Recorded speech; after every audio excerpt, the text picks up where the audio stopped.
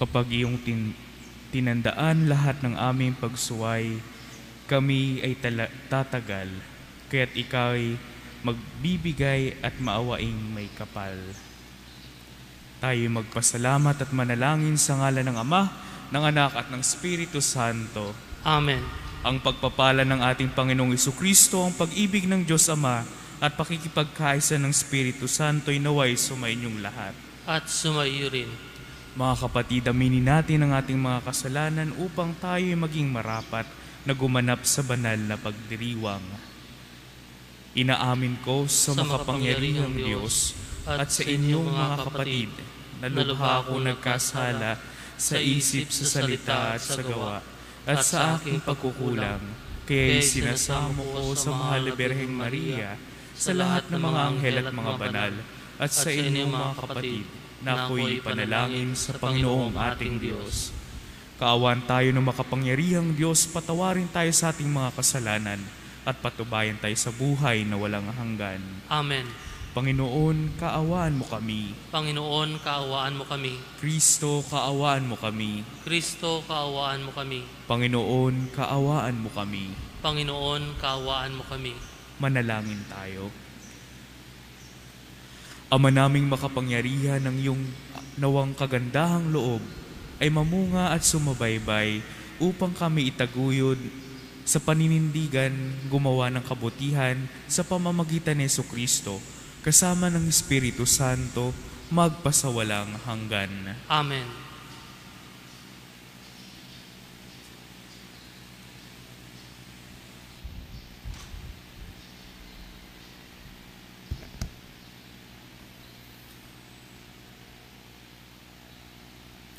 Pagbasa mula sa sulat ni Apostol San Pablo sa mga taga-Galacia. Mga kapatid, pinalaya tayo ni Kristo upang manatiling malaya. Magpakatatag nga kayo at huwag nang magpapaalipin uli. Akong si Pablo ang nagsasabi sa inyo, kapag nagpatuli kayo, pinawawalang kabuluhan ninyo si Kristo. Sinasabi ko sa inyo, at sinumang napatutuli, kailangang sundin niya ang buong kautusan. Ang nagsisikap na maging matuwid sa paningin ng Diyos sa pamamagitan ng pagtupad sa kautusan ay napahiwalay na kay Kristo at wala ng karapatan sa habag ng Diyos. Ngunit umaasa na sa pamamagitan ng Espiritu ng Diyos ay aariin kaming matuwid sa pamamagitan ng pananampalataya. Sa mga nakipag-isa kay Kristo Jesus, wala nang halaga ang pagtutuli o di pagtutuli. Ang mahalaga ay ang pananampalatayang nakikita sa gawang udyok ng pag-ibig. Ang salita ng Diyos. Salamat sa Diyos. Ipahayag mo sa akin ang pag-ibig mong magiliw. Ipahayag mo sa akin ang pag-ibig mong magiliw. Ang dakilang pag-ibig mo sa akin ay ipahayag, at ayon sa pangako mo poon, ako ay iligtas. Ipahayag mo sa akin ang pag-ibig mong magiliw. Tulungan mong ihayag ko yaong tunay na balita. Yamang sa iyong kahatulan, lubos akong may tiwala. Ipahayag mo sa akin ang pag-ibig mong magiliw. Lagi akong tatalima sa bigay mong kautusan. Susundin ko ang utos mo habang ako'y nabubuhay. Ipahayag mo sa akin ang pag-ibig mong magiliw. Ako na may mamumuhay ng payapa at malaya, yamang ako sa utos mo'y sumusunod na mangkusa. Ipahayag mo sa akin ang pag-ibig mong magiliw. Sa pagsunod sa utos mo nalulugod akong labis, di masayod ang galak ko pagkat aking iniibig. Ipahayag mo sa akin ang pag-ibig mong magiliw. Mahal ko ang iyong utos, yaoy aking igagalang. Sa aral mo at tuntunin, ako'y magbubulay-bulay. Ipahayag mo sa akin ang pag-ibig mong magiliw. Aleluya, aleluya, buhay ang salita ng Diyos. ganap nitong natatalos tanang ating niloloob. Alleluia, alleluia.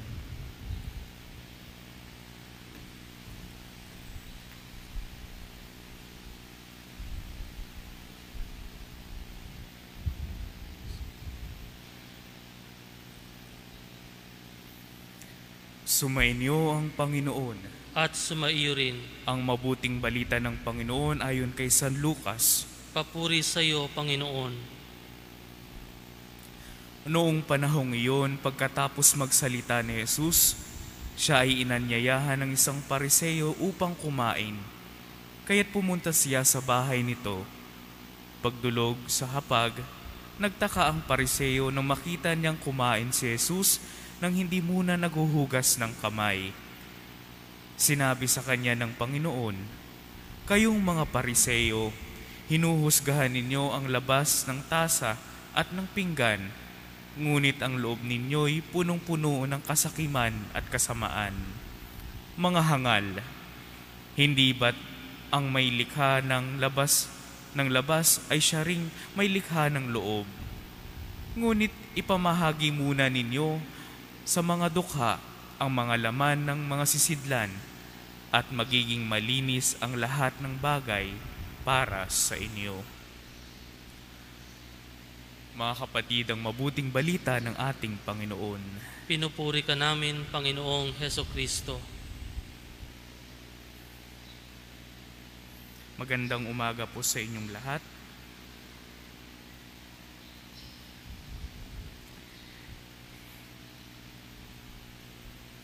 Ibahagi ninyo sa mga kahabag-habag ang mga bagay na nasa inyo, at narito, ang lahat ng mga bagay ay magiging malinis para sa inyo.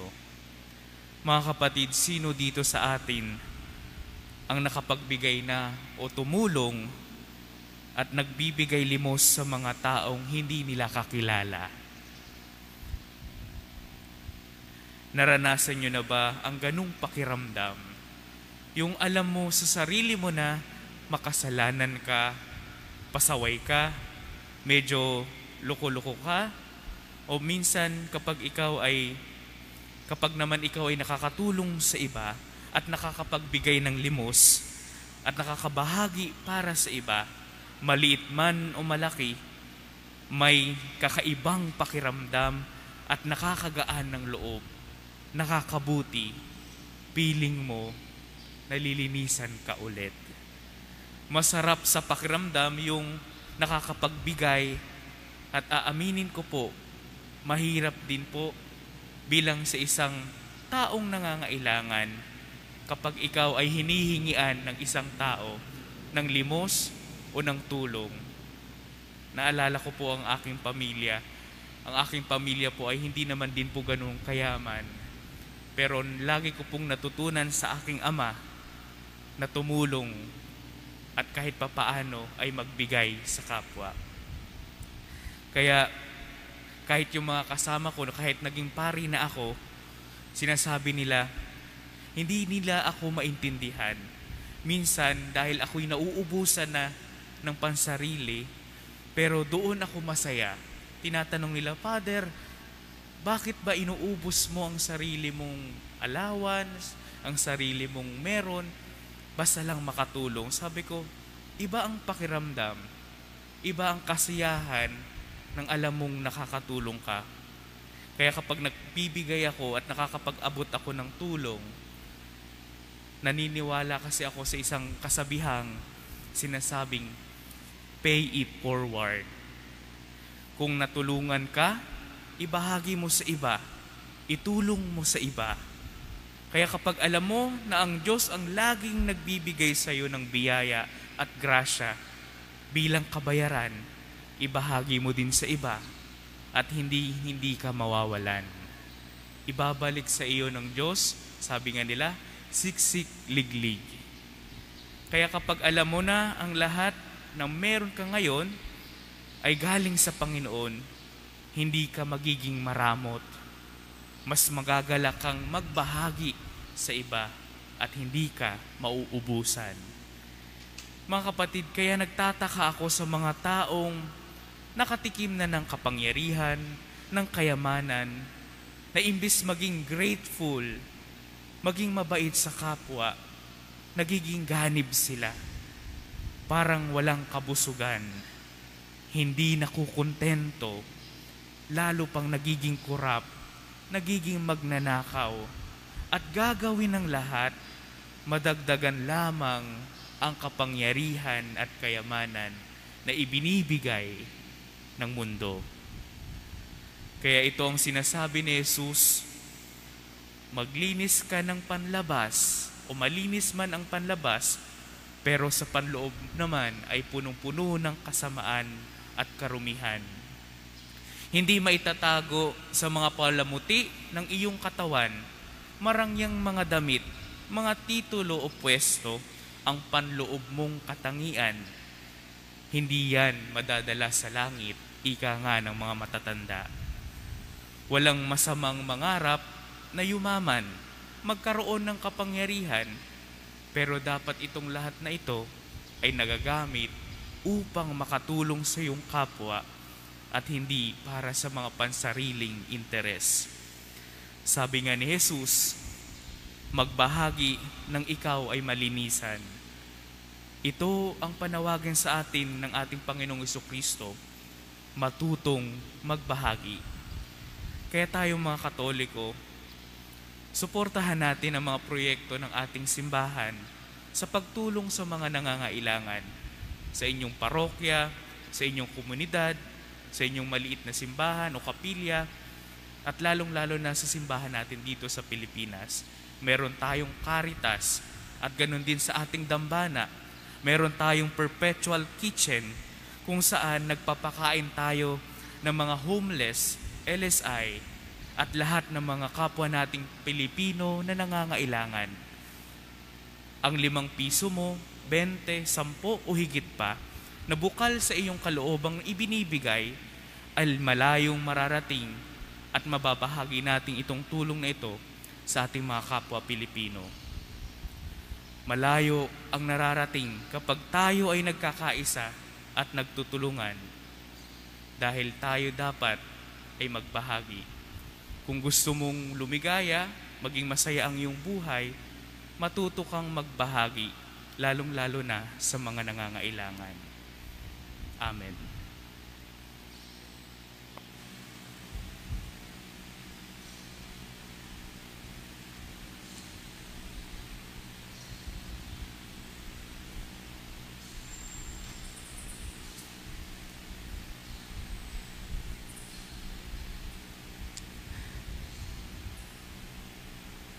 Nagsasama-sama tayo bilang bayan ng Diyos at alam nating hindi tayo karapat-dapat.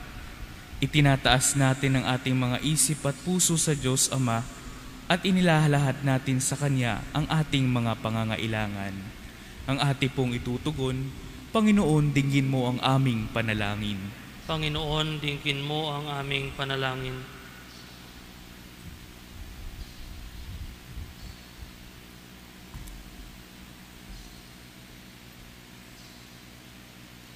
Ang simbahan, lalo na ang kanyang mga pinuno, naway isa puso ang gawain ng pagbabago at pagbabalik loob.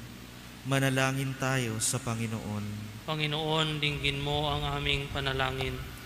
Ang mga opisyal ng gobyerno naway magpakita ng tunay na malasakit para sa katarungan, dangal at pagkakaisa. Manalangin tayo sa Panginoon. Panginoon, dinggin mo ang aming panalangin.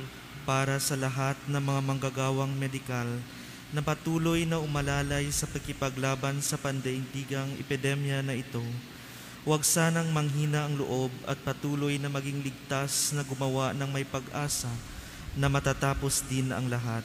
Manalangin tayo sa Panginoon. Panginoon, dinggin mo ang aming panalangin. Para sa ating lahat, nawa sa gitna ng pagkipaglaban sa COVID-19 virus, ay hindi magpatalo sa takot at pangamba upang patuloy na isabuhay ang ating responsibilidad sa isa't isa. Manalangin tayo sa Panginoon. Panginoon, dinggin mo ang aming panalangin. Para sa lahat ng mga nagpamisa dito sa pambansang dambana ng mahal na ina ng laging saklolo, ay tupdin nawa ng Diyos ang kanilang kahilingan at mga pasasalamat. Manalangin tayo sa Panginoon. Panginoon, dinggin mo ang aming panalangin. Ang mga tapat na yumaon naway bigyan ng gantimpala ng Panginoon sa kanilang tapat na paglilingkod ng walang hanggang kaligayahan. Manalangin tayo sa Panginoon. Panginoon, dinggin mo ang aming panalangin. Sa sandaling katahimikan, itaas natin sa Panginoon ang ating mga personal na panalangin.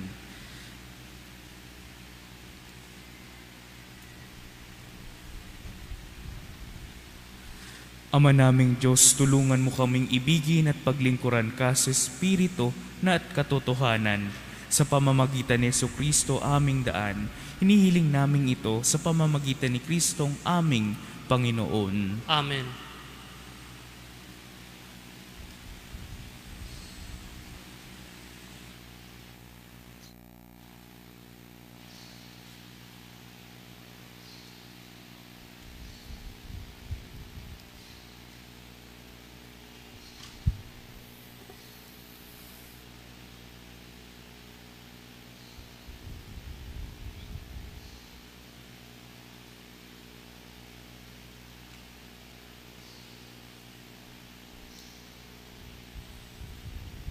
Kapuri-puri ka, Diyos Amang lumikha sa sanlibutan, sa iyong kagandahang loob, narito ang aming maiaalay. Mula sa lupa at bunga ng aming paggawa, ang tinapay na ito'y para maging pagkaing nagbibigay buhay. Kapuri-puri ang poong may kapal ngayon at kailanman.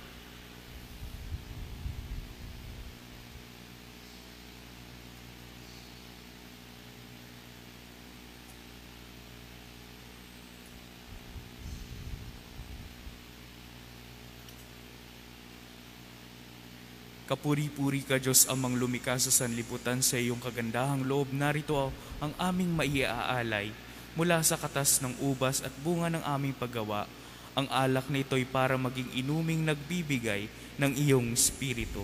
Kapuri-puri ang poong may kapal ngayon at kailanman.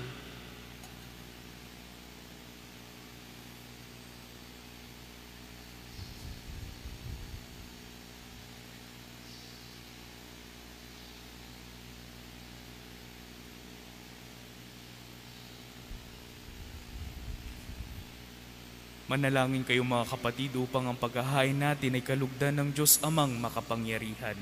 Tanggapin nawa ng Panginoon itong paghahain sa iyong mga kamay, sa kapurihan niya at karangalan, sa ating kapakinabangan at sa buong sambayan niyang banal.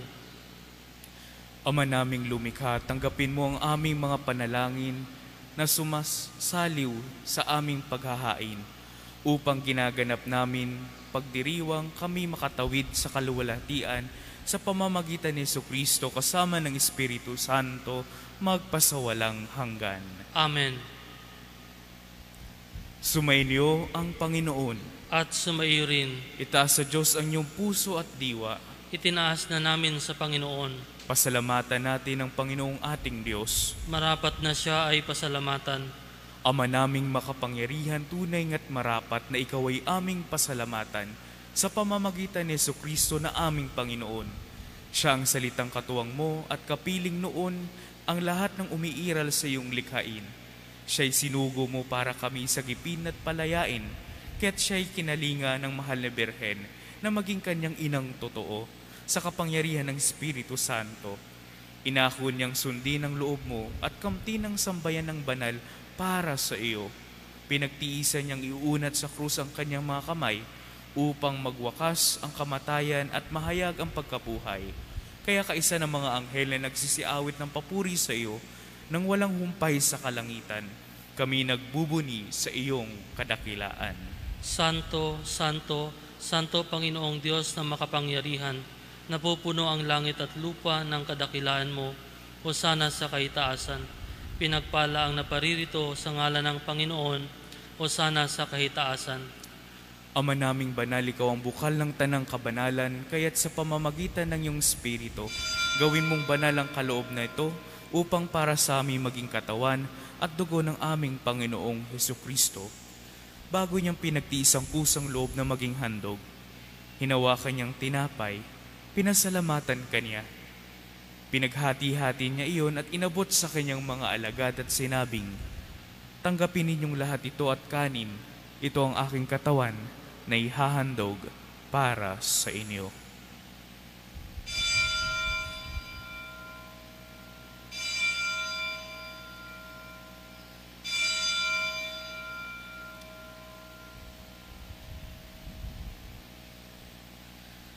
Gayon din nang matapos ang hapunan, hinawakan niyang kalis, muli kanyang pinasalamatan. Inabot ang kalis sa kanyang mga alagad at sinabing, "Tanggapin ninyong lahat ito at inumin. Ito ang kalis ng aking dugo, ng bago at walang hanggang tipan. Ang aking dugo na ibubuhos para sa inyo at para sa lahat, sa ikapagpapatawad ng mga kasalanan. Gawin ninyo ito sa pag-alaala sa akin."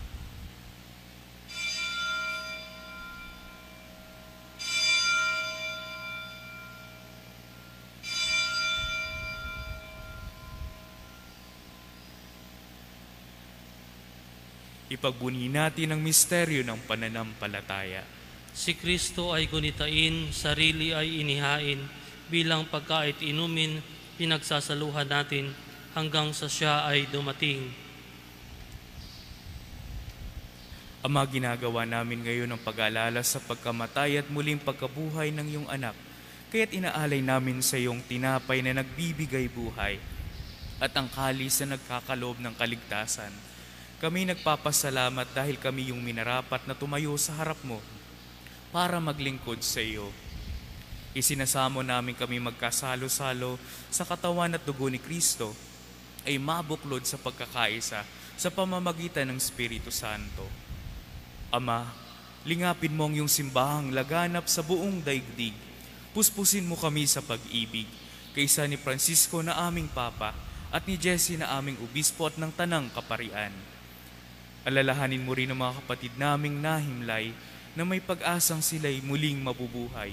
Gayon din ang lahat ng mga pumanaw. Kawan mo't sila't patuloyin sa iyong kaliwanagan. Kawan mo't pagindapatin kaming lahat na magkasalo sa iyong buhay na walang wakas. Kaysa ng mahal na Birheng Maria na ina ng Diyos, kaysa ng mga apostol at lahat ng mga banal na namuhay dito sa daigdig ng kalugod-lugod sa iyo, may pagdiwang nawa namin ang pagpupuri sa ikararangal mo sa pamamagitan ng iyong anak na aming Panginoong Hesukristo.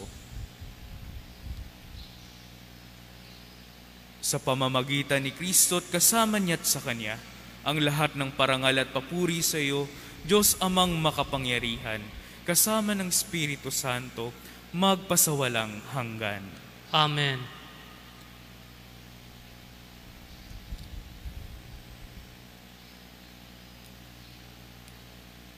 Sa tagubiling na nakakagaling at utos at turo ni Jesus na Panginoong ating Diyos, ipahayag natin ng lakas loob. Ama namin, sumasalangit ka, sambahin ang ngalan mo, mapasa amin ang kaharian mo, sundin ang loob mo dito sa lupa para nang sa langit. Bigyan mo kami ngayon ng aming kakanin sa araw-araw at patawarin mo kami sa aming mga sala para nang pagpapatawad namin sa nagkakasala sa amin. At huwag mo kami ipahintulot sa tukso, at iadya mo kami sa lahat ng masama. Hinihiling namin kami iadya sa lahat ng masama pagkalooban ng kapayapaan araw-araw, iligtas sa kasalanan, at ilayo sa lahat ng kapahamakan. Samantalang aming pinananabikan ang dakilang araw ng pagpapahayag ng tagapagligtas naming si Jesucristo. Sapagkat iyo ang kaharian at ang kapangyarihan at ang kapurihan, magpakailanman. Amen. Panginoong Jesucristo, sinabi mo sa iyong mga apostol, "Kapayapaan ang iniiwan ko sa inyo, ang aking kapayapaan ang ibinibigay ko sa inyo. Tunghayan mo ang aming pananampalataya at huwag ang aming pagkakasala. Pagkalooban mo kami ng kapayapaan at pagkakaisa ayon sa iyong kalooban, kasama ng Espiritu Santo, magpasawalang hanggan." Amen. Ang kapayapaan ng Panginoon ay laging sumainyo. At sumaiyo rin. Magbigayan kayo ng kapayapaan sa isa't isa. Kapayapaan sa inyo.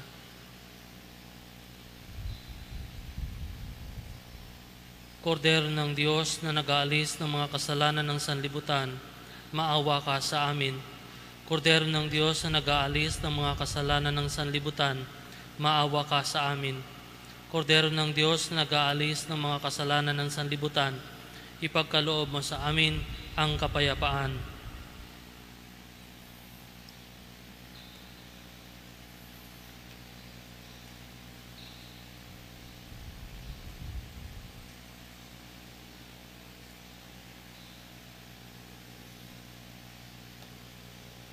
Mga kapatid, ito ang kordero ng Diyos. Ito ang nag-aalis ng mga kasalanan ng sanlibutan. Mapalad ang mga inaanyayahan sa kanyang piging. Panginoon, hindi ako karapat-dapat na magpatuloy sa iyo, ngunit sa isang salita mo lamang ay gagaling na ako.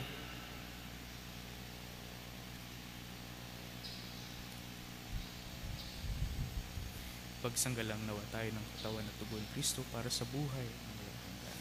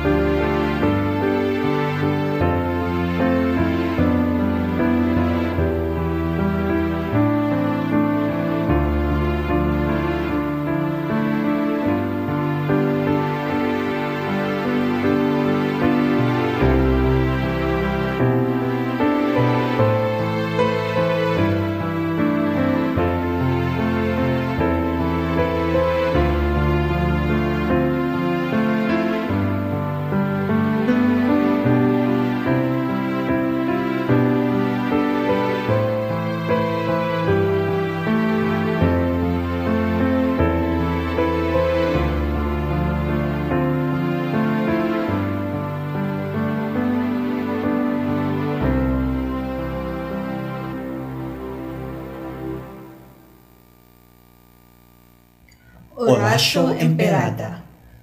Ama naming makapangyarihan, bukal ng awa at habag, dumudulog kami sa iyo sa oras ng matinding kahirapan at pagdurusa. Ang iyong sambayanan ay nasa gapos ng sakit na dulot ng COVID-19.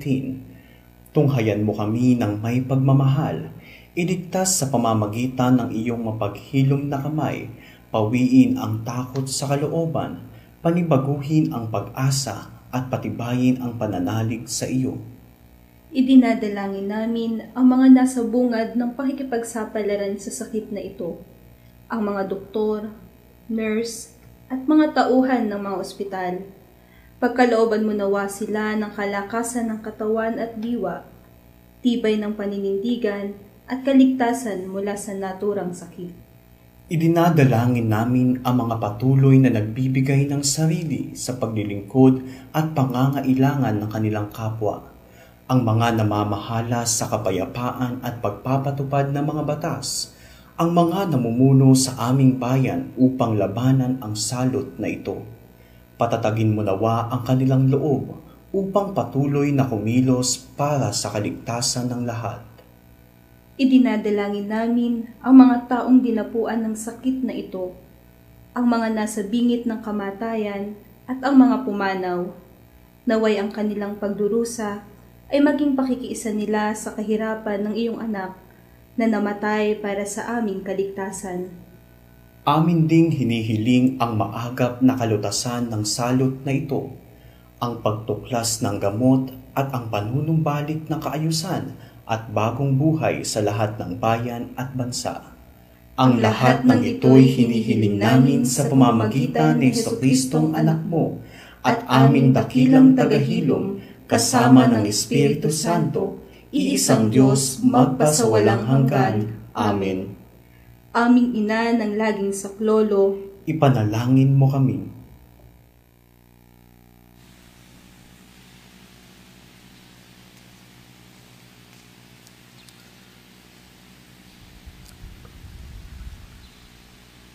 Ang anak ng tao'y dumating upang buhay niya'y ihain, para tayo'y sagipin, at ng tanan ay tubusin at lubusan niyang hanguin. Manalangin tayo. Ama naming mapagmahal, gawin mo ang aming banal na pakikinabang, kami ngayon ay matulungan at mahubog para sa pamumuhay sa kalangitan, sa pamamagitan ni Jesucristo kasama ng Espiritu Santo, magpasawalang hanggan. Amen. Sumainyo ang Panginoon. At sumainyo rin. Pagpalain kayo ng makapangyarihang Diyos, Ama, Anak at Espiritu Santo. Amen. Taglayin ninyo sa inyong pag-alis ang kapayapaan ni Kristo. Salamat sa Diyos.